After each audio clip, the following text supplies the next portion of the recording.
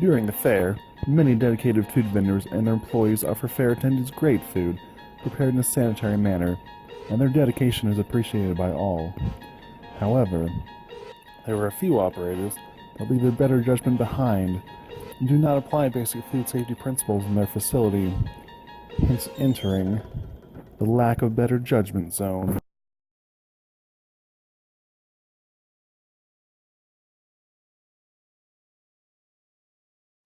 Good morning, Lou. Good morning, Lucinda, the sister from another mister. Ready to start cooking? Wait, we gotta worry about the supplies that have been sitting out for 2 hours. Oh, darn supplies. It can wait. Let's get cooking. Lou, you know better. Supplies should be checked when they're delivered to ensure proper cold holding temperatures if refrigerated. That would be 41 degrees Fahrenheit or below, and immediately put away. Raw food should be kept below ready to eat food in storage. All supplies should be at least 6 inches off the ground in all areas. Supplies located outside should be protected from the elements by covering them with a protective cover. Lou, what happened? At first, I thought it's those brownies that my buddy brought me from Colorado, but that's my better judgment. I tried to leave it at home, but it followed me to work. The older I get, the harder it is for me to leave it behind. Let's go put up the supplies.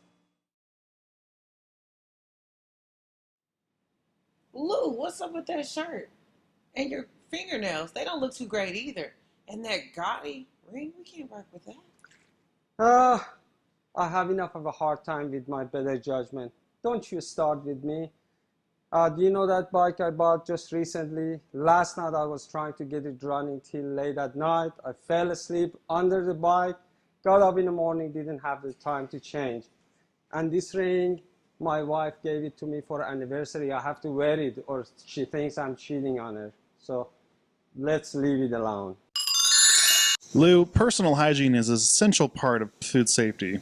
You should start each day with a clean uniform and proper hair protection. Nails should be short to allow proper hand washing, which should be done throughout the day as needed.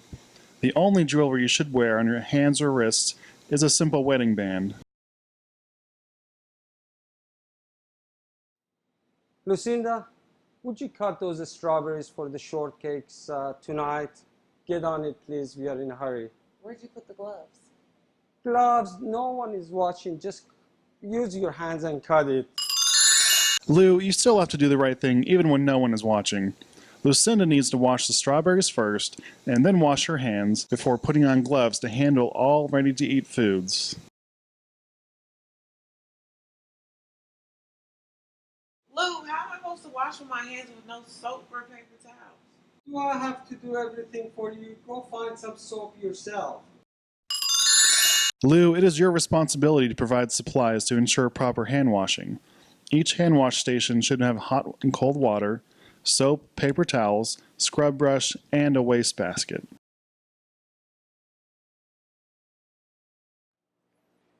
Lordy, Lordy, listening to that better judgment has gotten me so darn tired.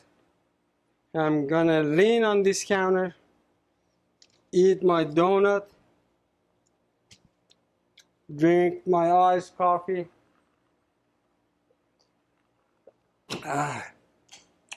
And smoke me a cigar. Lou, your attitude tires me out as well. If it weren't for your mother's sake, I'd leave you alone. But for now, you need to take your cigarette, your food, and your drink and go outside. Food consumption and smoking in food prep areas can lead to foodborne illnesses. You can keep your drink in designated areas inside the trailer as long as it has a lid and a straw. Lucinda, be a sweetheart and pour me a drink. All right, where's the scoop at? Scoop, just use the darn cup. Lucinda is right to want a scoop for dispensing ice. Using the cup will transfer germs from your hands to the cup, which will then contaminate the ice. Remember, ice is food and should be protected from contamination during transport, storage, and service. Lucinda, would you get that corn dog batter and start making some corn dogs? Lou, when did you start putting poppy seeds in the corn dog batter? What are you talking about? What poppy seeds? Lou, those aren't poppy seeds. Those are the gnats that got in last night, thanks to your inadequate screening. Also, today flies are already practicing for their free air show for your customers. It's best to pest-proof your trailer with proper screening and the use of air curtains. After the griping I got from my better judgment, I'm going to fix these screens, get a couple of box fans blowing across those openings, but I need your help to kill these darn flies, and I'm sure my better judgment is gonna ask me to clean and sanitize all these surfaces. Are you ready for it? Call me Lucinda, the mice fly slayer. Keep that thing away from me. Lou, where's the puddle coming from next to the tent outside? Puddle? Right next to the tent? Is it from wastewater hose or freshwater hose? Which is which? It all looks the same to me. No wonder Lucinda can't distinguish between the two hoses. You should only use food-grade hoses for your potable water supply, and a darker colored hose for your wastewater disposal. Also, check your wastewater containers to ensure that they don't overflow. Alert fair officials to arrange for disposal before that happens.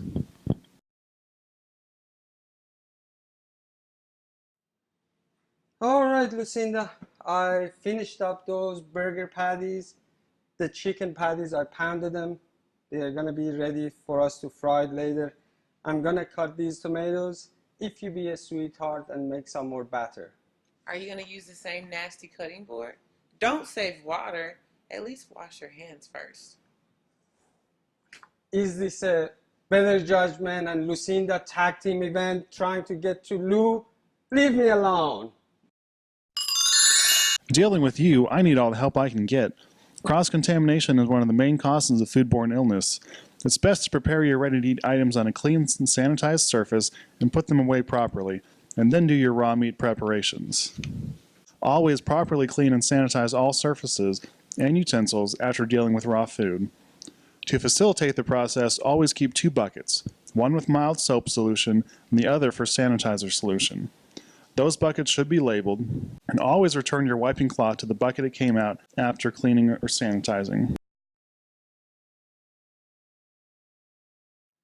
If my better judgment lets us, I'm gonna try to finish with these burgers, finish cooking the burgers. This is the first batch. Please go ahead and put it in a steam table. Lou, those are still moving. Are we having a pink special today? Don't tell me how to cook burgers. I've been doing it all my life since you were still in diapers. Put it over there and don't give me any grief. Lou, you better be careful about that diaper comment. If you don't take care of your health, you may be in one soon. Lucinda is right. Inadequate cooking temperatures can lead to foodborne illness. The use of the proper type of thermometer and using the proper temperature taking technique ensures that products are cooked to their required cooking temperatures. Be sure to clean and sanitize your thermometers before and after each use. Poultry should be cooked to a minimum of 165 degrees Fahrenheit or greater. Ground beef and ground pork to 155 degrees, and pork and fish to 145 degrees.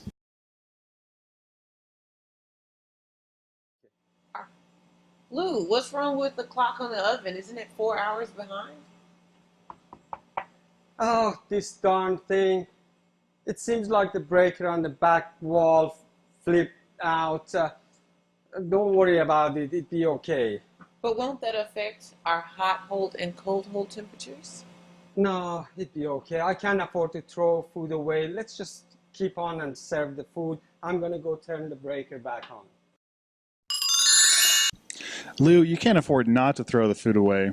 I'll bet all that food is in the temperature danger zone of 41 to 135 degrees Fahrenheit. At those temperatures, bacteria can rapidly grow and make your customers ill. Always keep your cold food below 41 degrees Fahrenheit and your hot food above 135 degrees Fahrenheit. Frequent temperature checks can ensure your food's safety.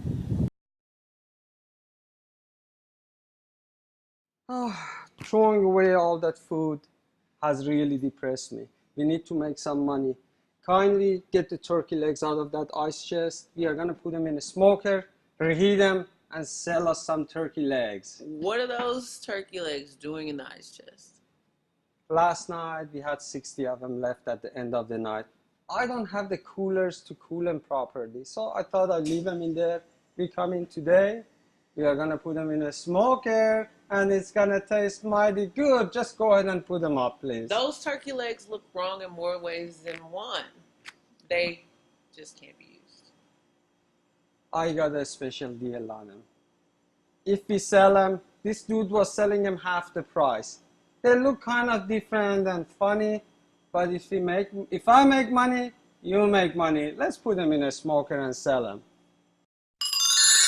Lou, first of all, you should only purchase products from an approved source. Also, you must get approval from the health department to cool foods down. Adequate refrigeration is required to ensure that the food is cooled to 41 degrees Fahrenheit and below in less than 6 hours. That's 135 degrees to 70 degrees within 2 hours, and then 70 degrees to 41 degrees or cooler in an additional 4 hours. Having the turkey legs in an ice chest keeps their temperature in the super danger zone, the optimal temperature for bacterial growth. Throw those turkey legs away before you make someone sick. If you get more coolers, then you can properly cool leftover turkey legs by laying them in a single layer in a pan with the prior approval of the health department.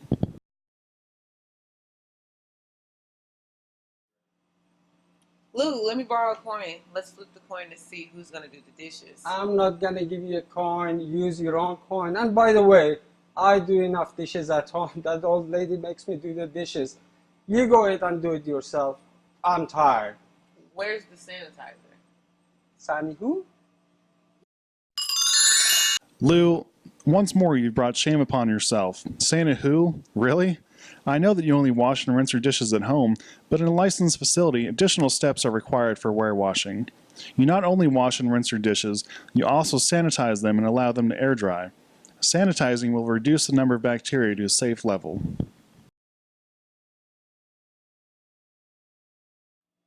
Lou, Jim from the way down called and the inspector's on their way.